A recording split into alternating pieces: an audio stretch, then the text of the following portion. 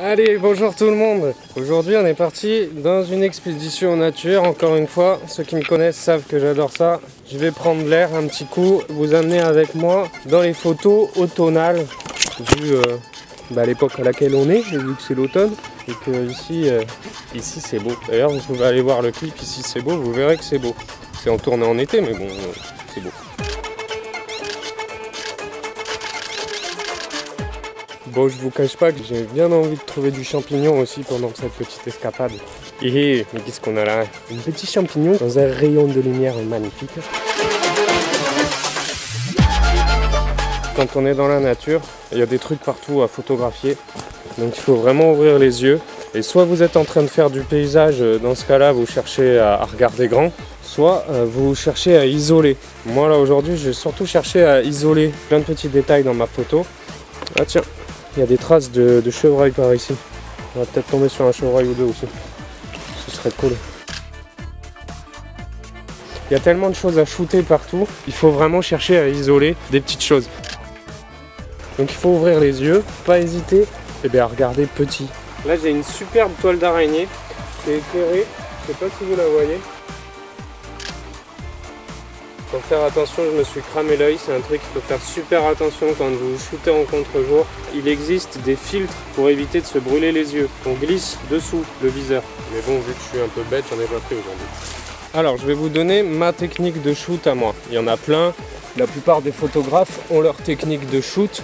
Moi, en fait, je shoot forcément en manuel tout le temps.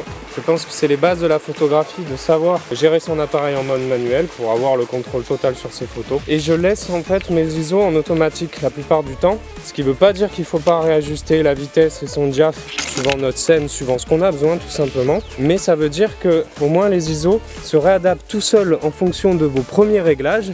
Si jamais l'appareil vous crame tout ou quoi, il faut bloquer les ISO. Par exemple, typiquement dans ce genre de situation, là derrière ces petites feuilles que j'essaye de prendre en photo, il y a de l'ombre. Du coup mon appareil photo, hop, il remonte les ISO suivant mes réglages, donc je suis embêté. Là il va falloir bloquer les ISO pour vraiment faire la photo adéquate. Dès qu'on a un soleil de plomb au-dessus de notre tête, forcément, le pire c'est en été. Et sans réflecteur, vous allez avoir des contrastes incroyables. Donc c'est la difficulté, mais bon, ça fait toujours des jolies choses.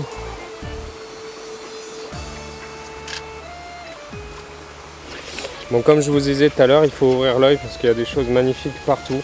Surtout quand on cherche à avoir du détail et pas du paysage. J'ai une super ouverture, je ne sais pas si vous voyez bien.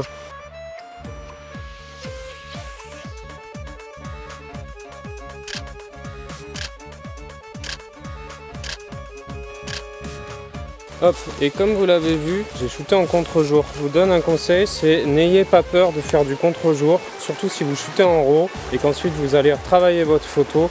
Vous pourrez remonter les tons foncés. En contre-jour, vous pouvez avoir la chance d'avoir soit de très jolies silhouettes, soit aussi d'avoir des lens flares qui tapent dans l'objectif qui sont juste magnifiques. Et n'ayez pas peur à faire de l'abstrait. Si vous trouvez ça joli, l'art est subjectif, faites-le.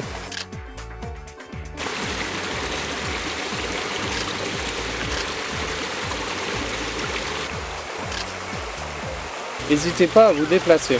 Quand vous avez de la réflexion, la lumière change, les ombres changent.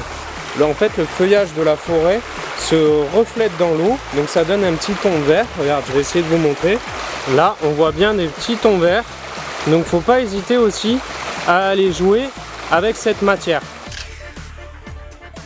Bon, ok, là, c'est un peu le même délire. Il y a un joli reflet vert là. Je vais essayer d'aller choper les bulles que fait la cascade dans l'eau, mais verte. Et forcément, du coup, déplacez-vous, parce que si vous n'êtes pas au bon endroit, vous n'aurez pas le reflet de la bonne couleur et votre arrière-plan, etc. sera pas bon.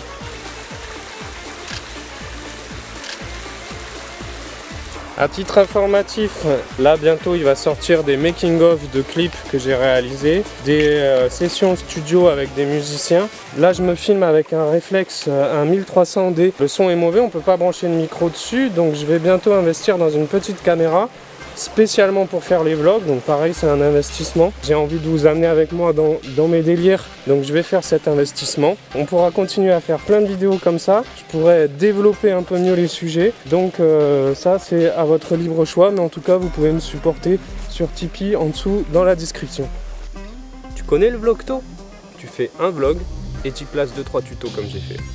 Pour info, je shoot avec le Canon 6D Mark II, Samyang 135 f2 ED UMC, un objectif qui est un peu comme les argentiques, tout manuel. Je vous invite à aller voir mon autre vidéo qui parle de cet objet, où pareil, je vais un peu dans la nature vous faire 2-3 photos avec, parce qu'il est juste génial et beaucoup moins cher que ses concurrents. Enfin bref, allez voir la vidéo si ça vous intéresse, il est super cool. Ok, là j'aimerais vous montrer un petit truc. Si vous voulez donner le même effet que j'ai donné avec le bambou ou avec les photos de tronc qui remontent, vous pouvez aller voir Instagram. Il faut vraiment pas hésiter à aller se coller au tronc comme ça. Et là vous voyez que d'un coup c'est beaucoup plus feng shui que si en fait je me recule comme ça. Là j'ai plus du tout la profondeur. Ensuite on s'arrange à mettre le tronc comme ça en plein centre. Enfin moi je trouve que c'est ce qui fonctionne le mieux. Regardez, je vous fais un deuxième test. Avec les grands angles ça rend super bien. Pareil, on vient se coller au tronc et vraiment se coller, c'est-à-dire qu'on met l'appareil photo dessus comme ça. Et là vous voyez, vous avez de la profondeur. Ensuite il n'y a plus qu'à, hop, je me mets en manuel et j'ai plus qu'à essayer de chercher où est-ce que j'ai envie de me faire ma mise au point. Est-ce que j'ai envie de la faire là-haut sur l'arbre, sur les feuilles, sur les branches, ou est-ce que j'ai envie de la faire sur le tronc tout près de moi? Personnellement, moi j'aime bien faire la mise au point sur le tronc tout près. Comme ça laisse aux gens en fait l'imagination. Le cerveau il va continuer à s'imaginer dans les flous ce qu'il y a. Mais on peut choisir de mettre la mise au point dans les feuilles en l'air. Ça va donner de la profondeur aussi, c'est un choix. Donc là, éclatez-vous, regardez ce que ça donne. Bon, ma copine m'a dit aussi il n'y a pas longtemps, vends des photos de houx sur les micro-stocks parce que c'est bientôt Noël. Je m'étais même pas rendu compte en fait qu'à Noël on utilisait le houx pour les décorations et autres. Donc oui, en fait c'est une très bonne idée. Et là on a justement du houx.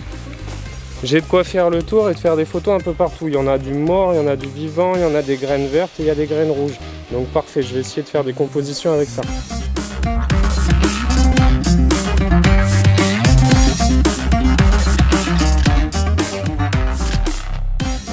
Je vous souhaite une belle fin de journée et à bientôt dans des prochaines vidéos. Merci d'être venu, ciao et abonnez-vous et mettez le j'aime et faites tout ce que vous voulez. C'est cool, à bientôt.